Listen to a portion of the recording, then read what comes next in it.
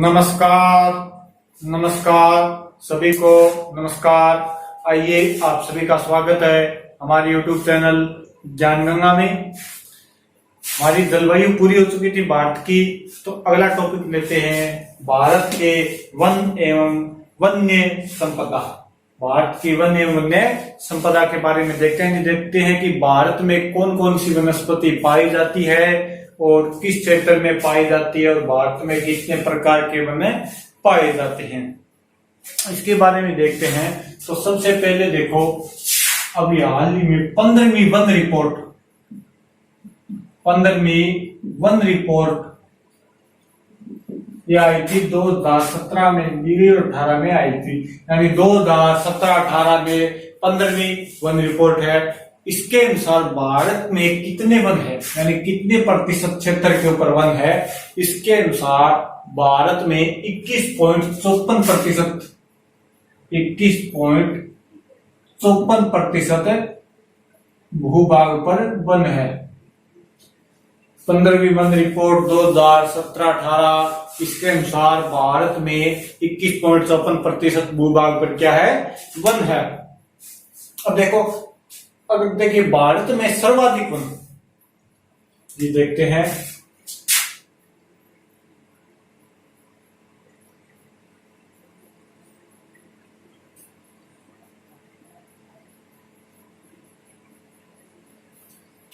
ये हो गया अपना भारत। अब देखते हैं भारत में सर्वाधिक वन कहां पर है, तो ये है यहां पर, बिल्कुल भारत के बीच में ये पेड़ ही पेड़ दिखाई दे रहा है आपको। यहाँ पर ये सर्वाधिक वन है, यानी सर्वाधिक वन है एमपी के अंदर। भारत में सर्वाधिक वन कहाँ है, एमपी के अंदर। कितने हैं, 10 पॉइंट, यानी कुल भारत के 10.99% भूभाग पर एमपी के अंदर सर्वाधिक वन है, 10.99% भूभाग। दूसरा आ जाता है अरुणाचल प्रदेश का, सेकंड नंबर आ जाता है आपका अरुणाचल प्रदेश का, फिर आ जाता है मिजोरम, छत्तीसगढ़, आ जाते हैं। सबसे कम कहां है, कम वहीं पर होंगे या तो जहां पर बिल्कुल मरुस्थल है, या जहां पर सर्वाधिक क्या होती है, कृषि होती है। तो भारत के अंदर सर्वाधिक कृषि किस राज्य के अंदर होती है, तो वो आ गए हरियाणा, पंजाब, यानी हरियाणा और पंजाब में क्या है, सर्वाधिक वन। हरियाणा में है लगभग 0.22% और पंजाब में है 0.25% भूभाग पर वन। देखिए भारत में सर्वाधिक वन एमपी, सबसे कम वन हरियाणा 0.22, फिर आता है नंबर 2 पे पंजाब का नंबर। एमपी को बोला जाता है टाइगर स्टेट, इसको टाइगर स्टेट भी बोला जाता है। 2011-12 में क्वेश्चन आया था, आरटेट में सबसे पहले आरटेट हुई थी, तो 2011-12 में एक प्रश्न आया था कि टाइगर स्टेट कहा जाता है।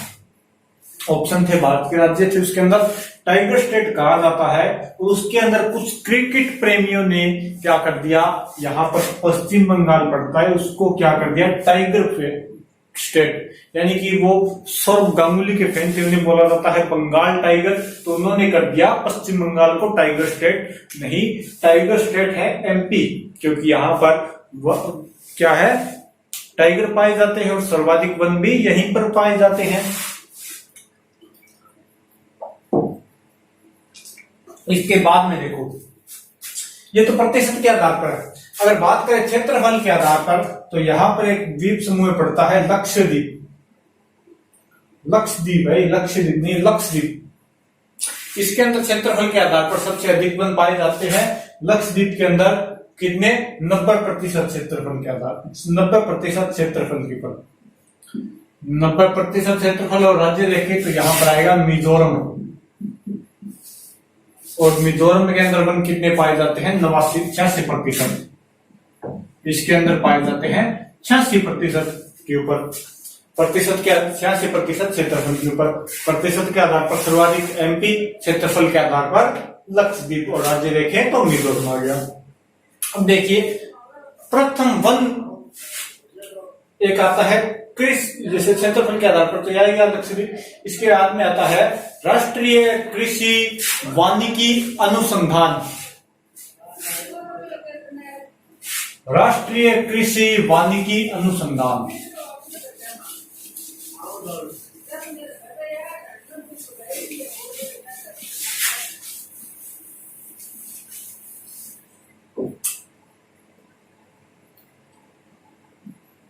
राष्ट्रीय कृषि वानिकी अनुसंधान कहाँ स्थित है? राष्ट्रीय कृषि वानिकी अनुसंधान स्थित है झांसी के अंदर, झांसी यूपी के अंदर। राष्ट्रीय कृषि वानिकी अनुसंधान झांसी के अंदर। और प्रथम वन नीति बनाई गई थी, प्रथम, साथ साथ नोट कर लेना, वन नीति 1952 में, और सेकंड बनाई गई थी 1988 में। प्रथम वन नीति 1952 में, सेकंड वन नीति 1988 के अंदर। अब देखिए प्रथम वन नीति के अनुसार कुल कितने प्रतिशत भूभाग पर वन होने चाहिए? प्रथम वन नीति के अनुसार कुल कितने प्रतिशत भूभाग पर वन होने चाहिए? इसे दो भागों में बांटा गया था, एक था मैदानी भाग और एक लिया गया पर्वतीय भाग। आज तक मैदानी भाग का ही पूछा गया, पर्वतीय भाग का नहीं पूछा गया। इसके अनुसार मैदानी भाग में 33.3% भूभाग पर क्या है? वन होना आवश्यक है। 33.3% भूभाग पर वन होना आवश्यक है। और पर्वतीय क्षेत्रों में वन ज्यादा होने चाहिए, तो इसके आधार पर था 66.6% भूभाग पर वन होना आवश्यक है। ज्यादातर एग्जामों में मैदानी पूछा गया, पर्वतीय आज तक नहीं पूछा गया, थोड़ा मैदानी को ही देख लेना। अब देखते हैं एक एक एक एक करके प्राकृतिक वन। एक आता है वन महोत्सव, 1 जुलाई से 7 जुलाई वन महोत्सव। 1 जुलाई से 7 जुलाई के मध्य क्या मनाया जाता है? वन महोत्सव।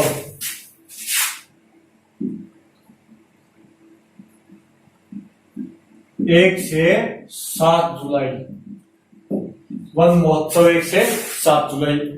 और इस वन महोत्सव के जन्मदाता के.एम. मुंशी, 1950 में इनकी शुरुआत हुई थी। इनके जन्मदाता के.एम. मुंशी, 1950 में इन वन महोत्सव की शुरुआत हुई थी। अब देखिए साथ साथ दिखते चलना इनको। और अब देखते हैं प्राकृतिक वन भारत के अंदर कौन कौन से वन है। भारत के अंदर कौन कौन से वन है इनको देखते हैं। तो नंबर 1 पे आता है आपका, दूसरा सब दिखा देता हूं।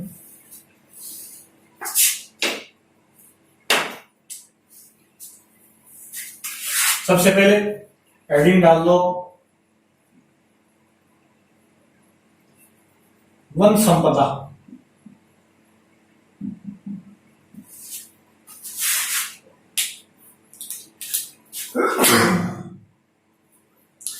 वन संपदा, वन संपदा देखें तो इसकी 15वीं वन रिपोर्ट, 15वीं वन रिपोर्ट 2017 में, इसके अनुसार भारत में वन 21.33% भूभाग पर क्या है? भारत में वन है। 21.33% भूभाग पर वन है इसके अनुसार। इसके बाद में आता है सर्वाधिक वन कहां पर है? सर्वाधिक वन यह है एमपी यानी मध्य प्रदेश के अंदर। कितने हैं? 10.96% भूभाग पर।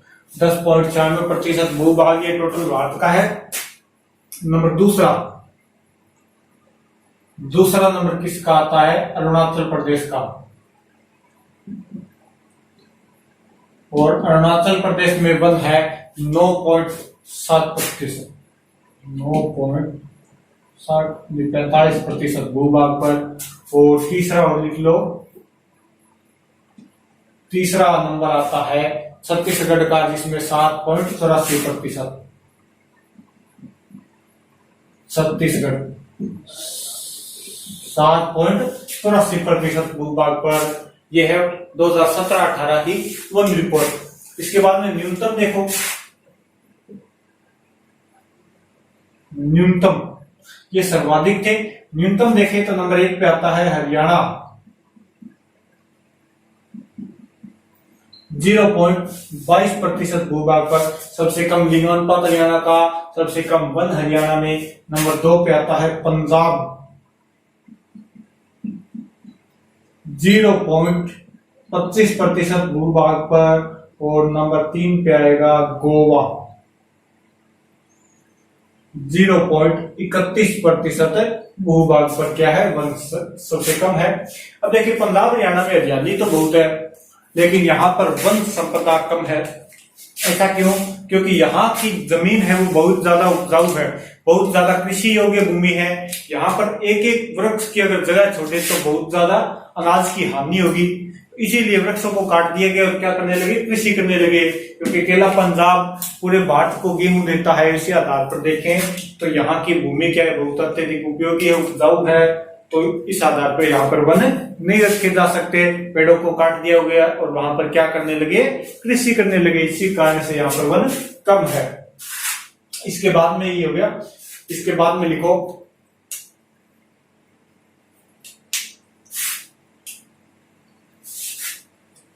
क्षेत्रफल के आधार पर सर्वाधिक वन।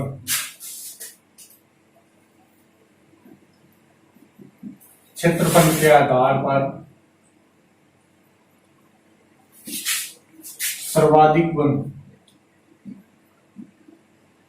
जी हाँ, आपके लक्षद्वीप के। इसके अंदर कितने हैं, लगभग 90% भूभाग पर क्या है, वन है। लक्षद्वीप में 90% भूभाग पर वन है। नंबर 2 पे आता है मिजोरम, यानी राज्य के अंदर आ गया। वैसे तो मिजोरम तो केंद्र शासित प्रदेश हो गया, और राज्य के अंदर कौन सा आ गया, मिजोरम आ गया। इसके अंदर है 86.27% भूभाग पर, 86.27% भूभाग पर सर्वाधिक वन है। राष्ट्रीय कृषि अनुसंधान वानिकी, ये दिखाई दिया आपको, तो थोड़ा उसको दिखा दिया था आपको। राष्ट्रीय कृषि वानिकी अनुसंधान केंद्र झांसी के अंदर, प्रथम वन नीति 1952 में, दूसरी 1988 के अंदर। 33% भूभाग पर वन मैदानी केंद्र और पहाड़ी केंद्र होने चाहिए। 66% भूभाग पर वन महोत्सव के जन्मदाता के मुंशी 1950 में इनकी शुरुआत हुई थी। 1 जुलाई से 7 जुलाई के मध्य वन महोत्सव मनाए जाते हैं। अब देखो प्राकृतिक वनस्पति लिखो, नंबर 1 पर लिखो और समझो।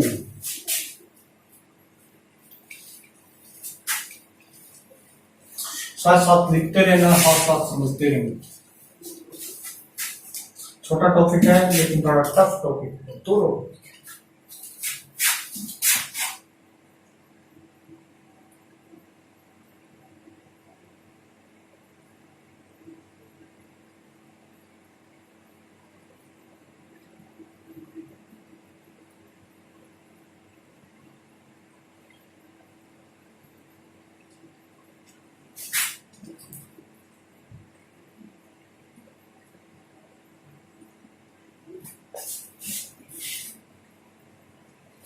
एक साइड में भारत को नक्शा बना दियो, जिसो भी मैडम विशद नक्शों बढ़ियो ताकि किसो भी मैडम, और एक साइड धीरे धीरे वन देखता चला और अंदर बढ़ता चला। तो नंबर 1 पर लिखो, नंबर 1 पर लिखो उष्ण कटिबंधीय वन। नंबर 1 पर लिखो उष्ण कटिबंधीय सदाबहार वन, उष्ण कटिबंधीय सदाबहार वन। अब नाम से पता चल रहा है सदाबहार वन, यानी जो सदा हरे भरे रहे, सदा खिले रहे। अब ऐसे वन कहां पर होंगे, जहां पर सर्वाधिक वर्षा होगी। तो इन्हें वर्षा कितनी चाहिए, वर्षा चाहिए 200 सेंटीमीटर या से अधिक। 200 सेंटीमीटर या इससे अधिक वर्षा वाले क्षेत्रों में क्या होंगे, उष्ण कटिबंधीय सदाबहार वन। अब होंगे कहां कहां पर, यानी 200 सेंटीमीटर वर्षा होगी तो इन्हें, इन वृक्षों की क्या होगी, लंबाई चौड़ाई मोटाई फुल होगी, यानी कि इनकी ऊंचाई, वृक्षों की क्या होती है, ऊंचाई, ऊंचाई भी इनकी फुल होगी, यानी 50 से 60 मीटर। बहुत ज्यादा ऊंचे हो गए, 50 से 60 मीटर। अब इन वृक्षों के अंदर कौन कौन से वृक्ष आएंगे, ये देखें तो उन से वृक्षों में आता है ताड़, यानी तिल का ताड़ बना दिया, वही बात, ताड़, नारियल, महोगनी, एबोनी, और कौन से रहेंगे उनसे वृक्ष, बांस।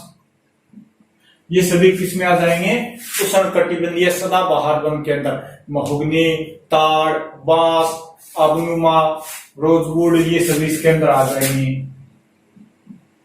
रोजवुड, तो ये कुछ नाम याद कर लेना, रट लेना। वर्षा की आवश्यकता सर्वाधिक होगी 200 सेंटीमीटर, हाइट कुल होगी 50 से 60 मीटर, और उदाहरण में आपको लिखा है मगोनी, नारियल, ताड़, बांस, रोजवुड, ये सभी आ गए। इसके बाद में देखिए होते कहां पर है, अगर इनकी ये देखें कि कहां पर होते हैं, तो वहीं पर होंगे जहां पर सर्वाधिक वर्षा होगी, यानी असम, मेघालय, असम, मेघालय, त्रिपुरा, असम, मेघालय, त्रिपुरा, मणिपुर हो गया, लगभग पूरी भारत हो गया। और इसके अलावा कहां पर हो गया, पश्चिमी घाट में भी सर्वाधिक वर्षा होती है, तो वहां पर हो गया अरुणाचल प्रदेश, पश्चिम बंगाल, पश्चिमी घाट, और एक गंगा का तराई क्षेत्र यहां पर होते हैं। तो अब देखिए इन्हें मैप के अंदर कैसे बनना है, जैसे ये उष्णकटिबंधीय वन है, इनके आगे ऐसे स्टार लगा देना, चाहे कोई भी स्लोगन लगा देना, फिर उन्हें ऐसे बोल देना जहां पर होंगे। लगभग पूर्वी भाग में होते हैं, ये आ गया पश्चिम बंगाल, ये पश्चिमी घाट,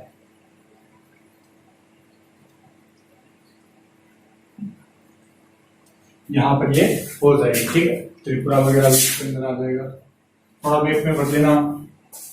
देख लो, नंबर 2 पे आते हैं, आ गया उष्णकटिबंधीय सदाबहार वन। नंबर 2 पे आ गए मानसूनी वन। नंबर 2 पे कौन से वन आ गए, मानसूनी वन, यानी जो मानसून पर आधारित है, और ये भारत में सर्वाधिक वन है, यानी भारत में सर्वाधिक वन कौन से हैं, मानसूनी वन, उष्णकटिबंधीय पतझड़ वन।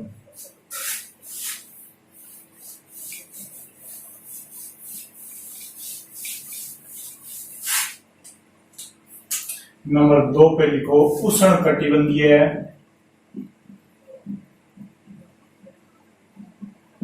पतझड़ वन, यानी जो पत्ते झाड़ देते हैं, या इन्हें बोल सकते हैं मानसूनी वन।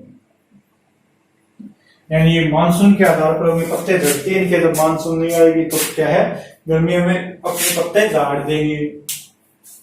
अब देखिए इन्हें वर्षा उनसे कम चाहिए, यानी इन्हें चाहिए 100 से 150 सेंटीमीटर तक वर्षा, तो इनकी हाइट भी थोड़ी कम होगी। और गर्मियों में क्या कर लेंगे, पतझड़ वन है तो गर्मियों में पत्ते झाड़ देंगे, गर्मियों में पत्ते गिरा देंगे, गिरा लेते हैं, गर्मियों में क्या कर लेते हैं, पत्ते गिरा लेते हैं। इनके अंदर क्या आते हैं कि जो इमारती लकड़ी आती है, जैसे शीशम हो गया, सागवान हो गया, यानी इन वृक्षों को बोला जाता है व्यापारिक वृक्ष, व्यापारिक वृक्ष या इमारती लकड़ी। इनसे क्या होती है, व्यापारिक वृक्ष या इमारती लकड़ी, इन्हीं से प्राप्त होती है।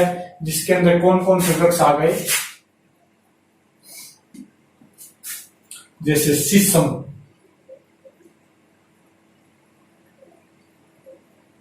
शीशम है, साल,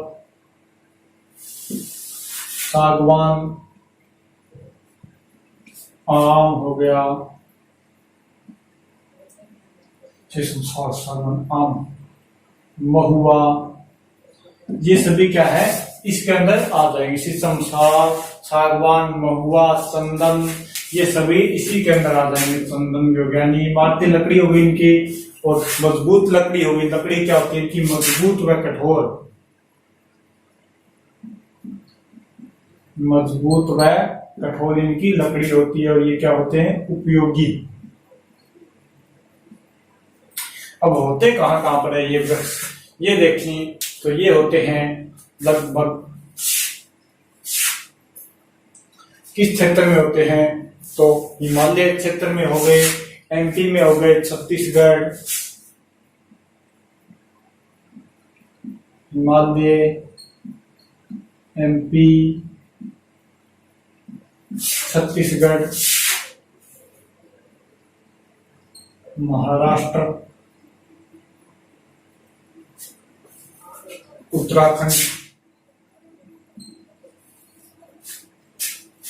पश्चिमी घाट, लगभग सभी जगह होते हैं क्योंकि सभी जगह मिल जाते हैं।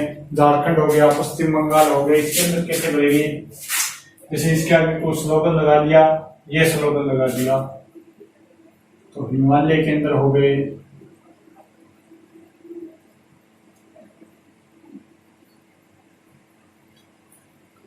और काम पूरे यूपी में भी हो गए, झारखंड में हो गए, पश्चिम बंगाल, एमपी में, महाराष्ट्र हो गया,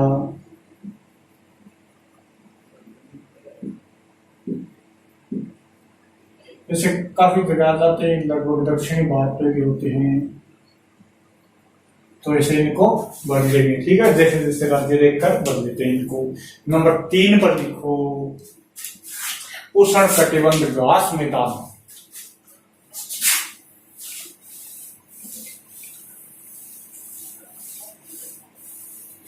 ये सर्वाधिक होते हैं भारत के अंदर, उष्ण कटिबंधीय मानसूनी वन, पतझड़ वन, ये सर्वाधिक भारत के अंदर होती है। नंबर 3 पर लिखो उष्ण कटिबंधीय घास मैदान।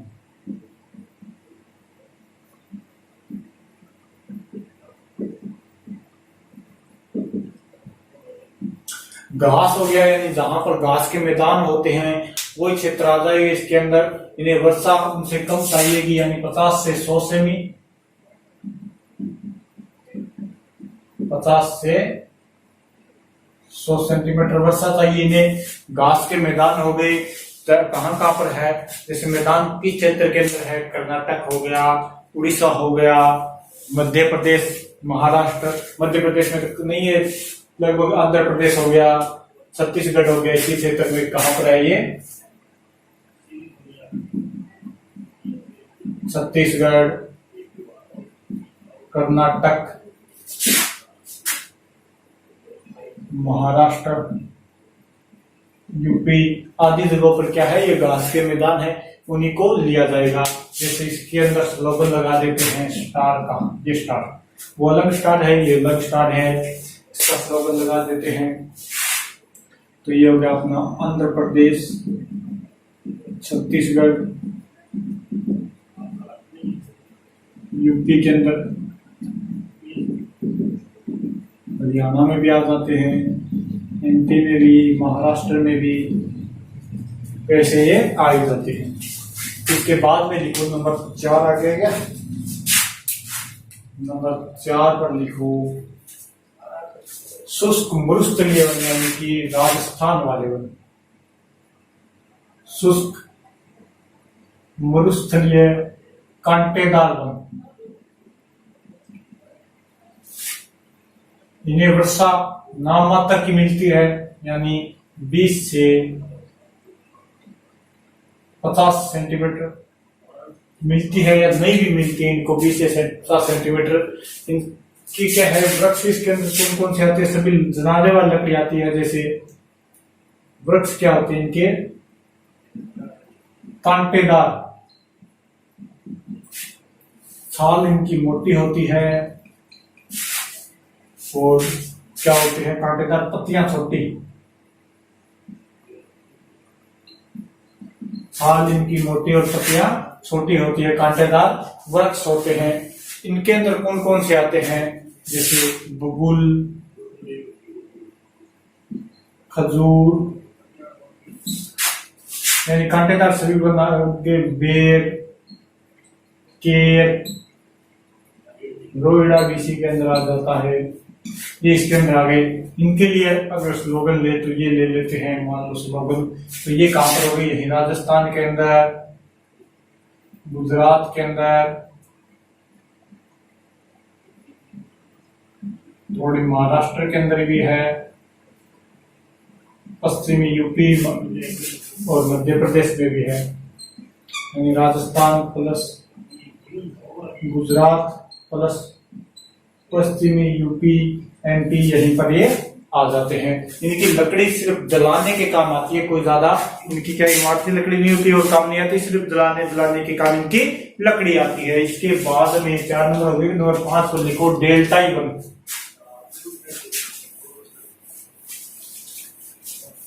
डेल्टाई वन नाम से पता चल रहा है, यानी जहां पर डेल्टा बनेगा यानी नदी क्षेत्रों में।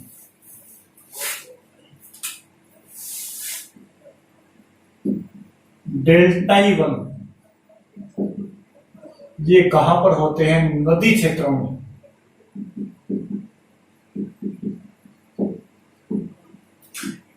इनके अंदर कौन कौन से वृक्ष आ जाते हैं? मैंग्रोव, ताड़, नारियल, ये सभी क्या है? इसी के अंदर आ जाते हैं। इनका उपयोग क्या होता है? नाव बनाने में, कोई रस्सी वगैरह बनाने में इनका उपयोग होता है। इनके अंदर ये कहां पर होते हैं? गंगा प्लस ब्रह्मपुत्र, महानदी आदि के डेल्टाओं में। इनके लिए प्लस का स्लोगन ले लेते हैं। तो ये यहाँ पर हो गए थोड़े यानी डेल्टा क्षेत्र में, समुद्र के किनारे जहां पर डेल्टा बनता है, महानदी आ गई, इधर कावेरी, इस क्षेत्रों में क्या हो जाएंगे? डेल्टा ही वन हो जाएंगे। अब कौन से बच गए? अब बचे हैं पर्वतीय वन। नंबर 6 पर लिखो पर्वतीय वन। इसके अंदर ये कहां पर होंगे? लेकिन पता चला है जहां पर पर्वत होंगे यानी इसी क्षेत्र में होंगे। इसके लिए स्लोगन दे देते हैं, ये तो दे दिया, सीधा ही दे देते हैं। तो स्लोगन को ये कहां पर होंगे? इस क्षेत्र के अंदर।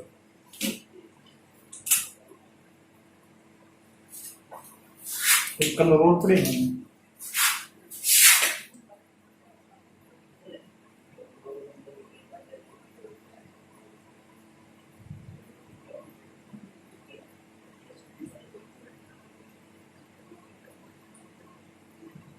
ये हो गए पर्वतीय वन। पर्वतीय वन को देखो कहां पर मिलेगा? जहां पर पर्वत होगी। और पर्वत की एक खास बात होती है, चलो ऊपर से ले लेता हूं, बहुत अच्छे समझ में आ जाएगा। नंबर 5 पर पर्वतीय वन। देखो ये ऐसे होते हैं पर्वत। यहां पर हो गए 1500 मीटर, यहाँ पर हाइट होगी 1500 से फिर काम चले गई 2500 मीटर, 2500 मीटर से फिर 4500 मीटर, फिर उससे हो गया 4800 मीटर और फिर हो गया 4800 मीटर से प्लस 1500 मीटर में कौन से वृक्ष होते हैं? यानी अलग अलग जैसे जैसे हाइट बढ़ेगी वैसे वैसे क्या है? वृक्षों के प्रकार बदलते जाएंगे। तो इस 1500 मीटर वाले में वन कौन से होते हैं? इसके अंदर वन होते हैं जैसे सिंपल वन हो गए अपने, कौन से? सदाबहार वन, सदाबहार वन हो गए। इसके अंदर लगभग सभी पौधे आ जाते हैं। फिर इसके बाद में आता है 4500 मीटर, इसके अंदर होते हैं शीतोष्ण कटिबंधीय वन, शीतोष्ण कटिबंधीय वन, जिसके अंदर देवदार आदि वृक्ष आ जाते हैं। फिर इससे ऊपर चलते हैं तो 4500 मीटर। अब 4500 मीटर वाले में कौन से होंगे? कोणधारी वन। इस ऐसे तीखे तीखे वन वृक्ष होते हैं वो पाए जाते हैं इसके अंदर, यानी कोणधारी वन, कोणधारी वन। इसके अंदर कौन से होते हैं, जैसे पाइन, चीड़, ये सभी इसके अंदर हो गए। पाइन हो गया, चीड़ हो गया, अशोक वृक्ष हो गया, वो सभी इसी के अंदर आएंगी।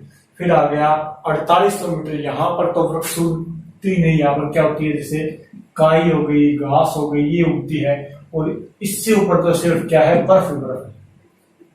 इससे ऊपर क्या है, बर्फ है। तो ये आपको बताइए कि कहां पर है इसके अंदर।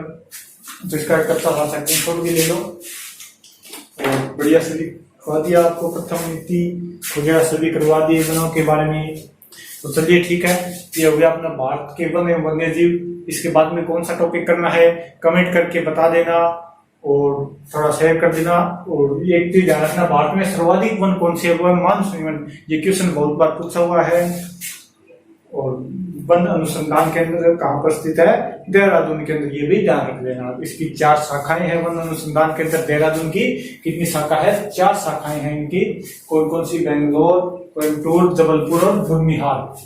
इसकी 4 शाखाएं हैं, कोयम्बटूर, बेंगलोर, कोयम्बटूर, जबलपुर और बुनिहाल, ये इनकी 4 शाखाएं हैं। तो चलिए समाप्त करते अपने, हो गया टॉपिक। आगे कौन सा टॉपिक करना है उसके लिए क्या कर देना, कमेंट कर देना, थोड़ी शेयर कर देना, चैनल को सब्सक्राइब कर लेना। Okay, thank you, bye.